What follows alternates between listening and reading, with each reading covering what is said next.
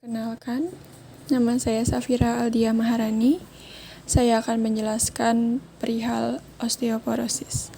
Osteoporosis adalah kelainan penulangan akibat gangguan metabolisme di mana tubuh tidak mampu menyerap dan memanfaatkan zat-zat yang diperlukan untuk proses pematangan tulang, atau dapat dikatakan defisiensi kalsium, vitamin D, estrogen, dan kurang olahraga. Osteoporosis merupakan hal utama yang menyebabkan banyak orang lanjut usia yang berjalan bungkuk. Secara khusus, wanita sangat rentan untuk terkena osteoporosis. Hampir 80% kasus osteoporosis di Amerika Serikat terjadi pada wanita dan 20% terjadi pada pria. Hal ini berkaitan dengan defisiensi estrogen pada masa menopause dan penurunan massa tulang karena proses penuaan. Pada laki-laki, osteoporosis lebih dikarenakan proses usia lanjut, sehingga insiden tidak sebanyak perempuan. Osteoporosis lebih banyak dialami oleh wanita berkulit putih non-Latin, kurus, dan berperawakan kecil. Gejala yang biasanya terjadi pada penderita osteoporosis adalah sakit dan tidak enak di bagian punggung atau daerah tulang yang mengalami osteoporosis. Namun perlu diwaspadai, patah tulang bisa terjadi hanya karena sedikit goncangan atau benturan yang sering terjadi pada tulang yang menahan beban tubuh. Rasa nyeri bisa hilang sendiri setelah beberapa hari atau beberapa minggu, namun dapat timbul kembali apabila terjadi osteoporosis di bagian lain. Gejala lain yakni penderita nampak bungkuk diikuti dengan rasa nyeri sebagai akibat kekakuan pada otot punggung. Lalu bagaimana upaya penanganannya? Upaya penanganan osteoporosis dapat dilakukan dengan yang pertama, mengonsumsi makanan yang mengandung kalsium seperti susu, brokoli, lobak Cina, sayuran hijau. Lalu, berbanyak olahraga. Yang ketiga, tidak merokok. Lalu yang keempat, mengonsumsi obat Voximax tapi dengan resep dokter. Lalu yang kelima, rutin melakukan pemeriksaan tulang. Lalu yang keenam, estrogen replacement therapy untuk wanita. Dan yang terakhir dengan pemberian kalsitonin. Perkenalkan, nama saya Putri Awalia.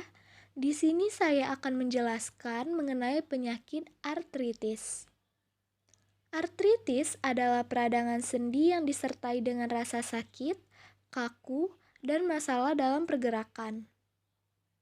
Gangguan ini dapat mempengaruhi pangkal paha, lutut, jari, pergelangan kaki, dan tulang belakang.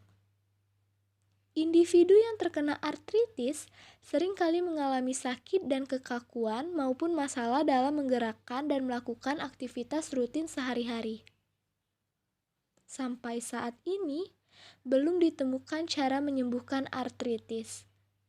Namun, meskipun demikian, gejala dari artritis dapat dikurangi dengan menggunakan obat-obatan seperti aspirin, olahraga untuk penyakit persendian, pengurangan berat badan, dan bahkan dalam kasus yang ekstrim, menggantikan sendi yang lumpuh dengan protesis. Baiklah, saya Dinda Nurmanisa akan menjelaskan tentang diabetes. Diabetes atau dikenal sebagai kencing manis merupakan penyakit yang tidak menular, tetapi merupakan penyakit kronis yang berupa kumpulan gejala akibat meningkatnya jumlah kadar gula dalam darah. Penyebabnya karena kelainan sekresi pada insulin atau cara kerja insulin atau bahkan keduanya. Penyakit diabetes sering terjadi pada lansia karena gaya hidup yang kurang baik dan pola makan yang tidak teratur. Diabetes merupakan penyakit yang cukup sering terjadi pada lanjut usia karena disebabkan lansia sudah tidak dapat memproduksi insulin dalam jumlah yang cukup atau tubuh tidak mampu menggunakan insulin secara. Selanjutnya yaitu katarak. Katarak merupakan keadaan di mana terjadi kekeruhan pada serabut atau bahan lensa di dalam kapsul lensa. Katarak adalah suatu keadaan patologik lensa di mana lensa menjadi keruh akibat hidrasi cairan lensa atau denaturasi protein lensa. Kekeruhan itu terjadi akibat gangguan metabolisme normal lensa yang dapat timbul pada lansia. Katarak dapat terjadi pada saat perkembangan serat lensa berhenti dalam perkembangannya dan telah memulai proses degenerasi. Faktor-faktor yang menjadi penyebab terjadinya katarak yaitu: pertama, penuaan. Penuaan adalah penyebab tersering dari kekeruhan lensa atau katarak. Katarak yang terjadi pada usia lanjut biasa disebut dengan katarak senil.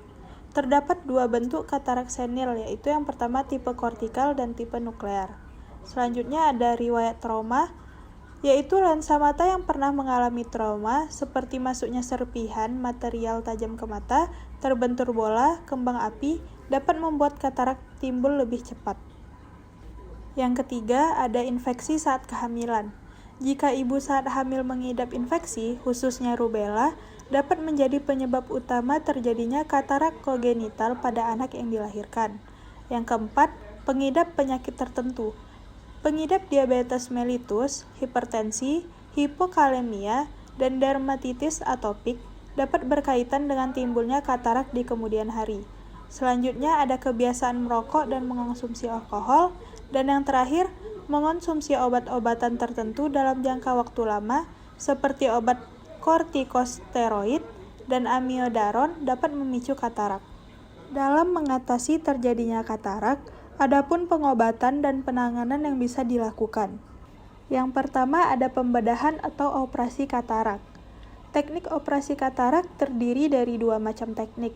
Yang pertama, pengangkatan seluruh lensa katarak disebut dengan teknik ekstraksi katarak intrakapsuler, dan yang kedua ada pengangkatan katarak dengan meninggalkan kapsul belakang lensa disebut dengan ekstraksi katarak ekstrakapsuler. Tindakan pembedahan pada lensa katarak di mana dilakukan pengeluaran lensa dengan memecah atau merobek kapsul lensa anterior sehingga massa lensa atau korteks lensa dapat keluar melalui robekan tersebut. Yang kedua ada dengan kacamata afakia. Kacamata afakia digunakan untuk orang yang tidak mempunyai lensa di dalam bola matanya, biasanya pada orang yang habis operasi katarak tanpa dipasang IOL. Dan yang terakhir ada implan lensa okular atau IOL. Intraocular lensa adalah lensa yang menggantikan fungsi lensa mata yang diangkat pada waktu operasi katarak. Kualitas IOL sangat mempengaruhi fungsi penglihatan pasca operasi. Bahan Acrosoft adalah akrilik hidrofobik dengan biokompatibilitas yang paling baik dan terbukti secara klinis mempunyai angka terjadi katarak sekunder atau PCO pasca operasi yang paling rendah dibandingkan dengan penanaman lensa lainnya. Baiklah, perkenalkan nama saya Nabilah Puspitasari. Di sini saya akan menjelaskan tentang stroke.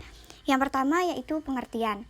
Stroke adalah kondisi yang terjadi ketika pasokan darah ke otak terganggu atau berkurang akibat penyumbatan. Selanjutnya yaitu ada faktor risiko stroke. Nah, terdapat beberapa faktor yang meningkatkan risiko stroke. Selain stroke, faktor risiko ini juga dapat meningkatkan risiko serangan jantung. Faktor-faktor tersebut meliputi yang pertama yaitu faktor kesehatan. Yang pertama, hipertensi, diabetes, kolesterol tinggi, obesitas, penyakit jantung seperti gagal jantung, penyakit jantung bawaan, infeksi jantung atau aritmia, sleep apnea, dan pernah mengalami TIA atau serangan jantung sebelumnya. Yang kedua yaitu faktor gaya hidup yang meliputi merokok, kurang olahraga atau aktivitas fisik, konsumsi obat-obatan terlarang, kecanduan alkohol. Nah, adapun faktor lainnya, yang pertama yaitu faktor keturunan. Orang yang memiliki anggota keluarga yang pernah mengalami stroke berisiko tinggi mengalami penyakit yang sama juga.